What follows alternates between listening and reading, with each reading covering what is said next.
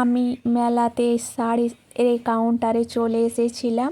এই দিদি ভাই আমাকে জাল কাতান দেখাচ্ছিল, কিন্তু এই কালারের একটা শাড়ি আছে, তাই আমি এটা দেখাতে বললাম। এটা আমার ভীষণই পছন্দ হয়েছে, খুব মিষ্টি কালার, দেখি নেব ভাবছি।